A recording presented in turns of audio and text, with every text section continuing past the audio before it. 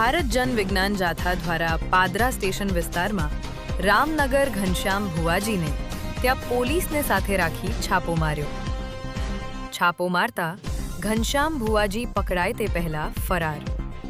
ધર્મના નામે છેતરપિંડી કરી ને અંધશ્રદ્ધા ફેલાવતા હોવાના આક્ષેપો.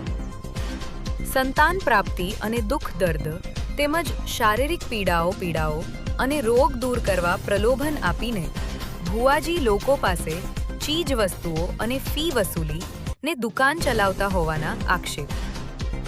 ભુવાજી સહિત તેઓ સાગરીતો સામે પણ આક્ષેપ. રામનગર ભુવાજીને રેડ દરમિયાન લોકો ટોળા અને ભોગ બનનાર ઉમટ્યા. પાદરા પોલીસ મથકે મામલો પહોંચ્યો.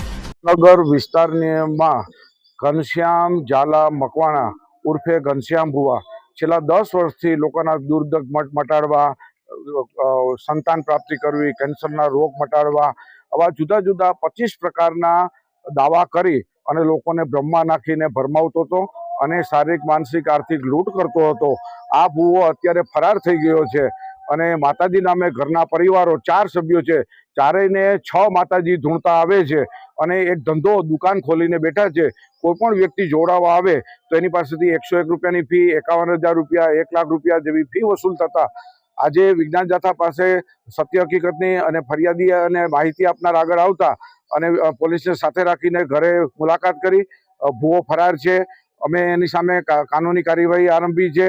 અત્યારે તે ફરાર છે તો કઈ જગ્યાએ છે તેને પણ શોધખોળ ચાલુ છે.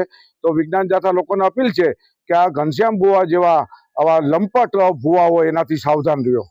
લોકોને બરબાદ એનો માત્ર ધંધો છે. કોઈ પણ વસ્તુ પ્રવૃત્તિ રોજગારી કરતા નથી, માત્ર ને માત્ર લોકોની સાથે છેતરપિંડી કરે છે. અમારી પાસે જુદા જુદા ભોગ બનેલા પીડિતો લોકો પૈસા અને આર્થિક રીતે પોતે જે ભોગ બનેલા હતા એને ફરિયાદ કરી અને અમે માણસો મોકલતા, જે હકીકત ખરાઈ કરતા એની સામે કાનૂની કાર્યવાહી કરવા માટે પોલીસની મદદ લીધી છે. મારું નામ હિતેશા હસમુખભાઈ વિસાવડિયા છે.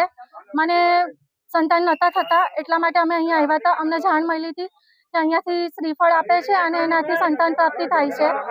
તો અમે બધી રીતે તૈયાર હતા, અમે કરવા માટે બધું કર્યું. અને સાહેબ, અમે એટલી વિનંતી કરીએ છીએ કે અમે જે બધું અમારી ઉપર જે વીત્યું છે ને હવે બીજા કોઈની ઉપર ન વીતે, અમે એટલી પ્રાર્થના કરીએ તમારા લોકો ઉપર. અમે આજે 8 મહિના અહીંયા ભર્યા છે. મારા માણસને અત્યારે હું ખોટું નહીં બોલું છું, બતાવું તમને. 2 મહિનાથી અમારા ધંધા નથી અને અત્યારે દવાખાનાના ધંધા અમારા કરી દીધા છે. એને 51,000 રૂપિયા અમારી પાસે વિધિના કરીને લીધેલા છે.